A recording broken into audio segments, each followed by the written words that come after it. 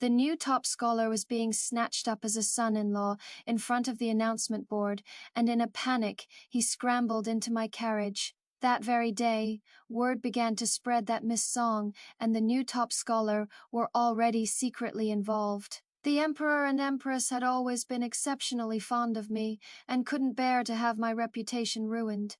So they issued an edict of marriage, having me marry down to him with the title of Commandery Princess. After marrying, his official career went smoothly, while I supported my husband and raised our children. We couldn't be called passionately in love, but we treated each other with the respect due to a guest, until the Emperor was attacked, and he threw himself forward to block a blade.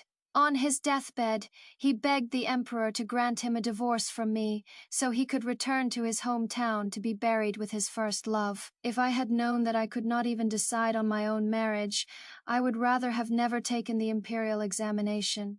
Because of that statement of his, my children and I became a complete laughingstock. When I opened my eyes again, everything had returned to the beginning. When Xu Zian frantically fled onto my carriage, my eyes were wide open as events from my past life flashed through my mind like a revolving lantern. I looked down at my 10 slender, fair hands, their skin as smooth as cream. This was how they looked only before I was married, and my heart pounded. In my last life, I died a natural death, but my life was sheer torment. A single sentence from Xu Zian turned me into the villain who used her status to force the top scholar into marrying her. Because of this, my son and daughter became the subject of gossip. Unable to hold their heads up, they were long past the age of marriage, yet people always kept a polite distance from them. Miss.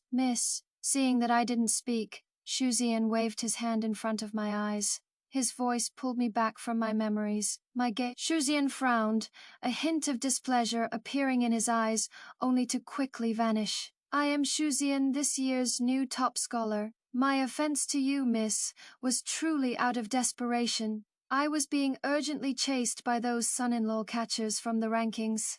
I wonder if you could do me a favor and allow this shoe to hide here for a moment.